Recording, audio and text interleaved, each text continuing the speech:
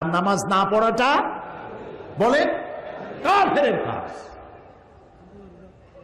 লা দীনা লিমান লা সালাতা লাহু, যার কাছে নামাজ নাই তার কাছে দ্বীন নাই, ঈমান নাই, চরিত্র নাই, কিছুই নেই।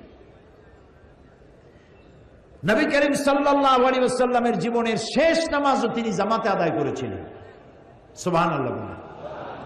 দুইজন সাহাবীর কাঁধের উপরে ভর করে তিনি মসজিদে নববীতে প্রবেশ করেছিলেন এবং খুতবা দিতে গিয়ে বললেন, আল্লাহ তাআলা এই পৃথিবীর সমস্ত সম্পদ, জাগতিক সম্পদ তার এক বান্দাকে তিনি দিতে চেয়েছিলেন, কিন্তু তিনি সেই সমস্ত সম্পদকে উপেক্ষা করে তিনি আল্লাহর কাছে ফিরে যাওয়া পছন্দ করেছেন।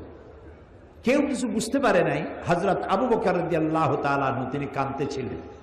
তিনি বুঝতে পেরেছেন এই পৃথিবীর সমস্ত জাগতিক সম্পদ আল্লাহ তাআলা দিতে চেয়েছেন তার নবী মুহাম্মদুর রাসূলুল্লাহ সাল্লাল্লাহু আলাইহি ওয়াসাল্লামকে, আর তিনি সব কিছুকে পরিত্যাগ করে আল্লাহর সাথে দিদারের জন্য তৈরি হচ্ছেন। তার অর্থ হলো আমরা এতিম হয়ে যাব, তিনি বিদায় হয়ে যাবেন। আল্লাহর নবী বক্তব্য রেখে হযরতে আয়েশা সিদ্দিকা রাদিয়াল্লাহু তাআলা আনহা হুজরার ভিতরে তার ঘরে প্রবেশ করলেন।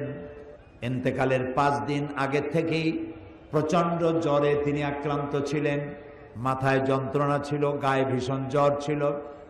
ইন্তেকালের দিন যতই ঘনায় এলো ততই তিনি বেশি ক্লান্ত হলেন, বেহুশ হন, আবার হুঁশে আসেন। রাতের বেলায় হযরত আয়েশা সিদ্দিকা রাদিয়াল্লাহু তাআলা আনহাকে প্রশ্ন করলেন, আয়েশা রে, মসজিদে নববীতে এখন কি হচ্ছে? হযরত আয়েশা বলেন, ইয়া রাসূলুল্লাহ, মসজিদে নববীতে সাহাবায়ে কেরাম দীর্ঘক্ষণ আপনার অপেক্ষা করে আপনাকে না পেয়ে আমার আব্বার ইমামতিতে তারা নামাজ আদায় করছেন।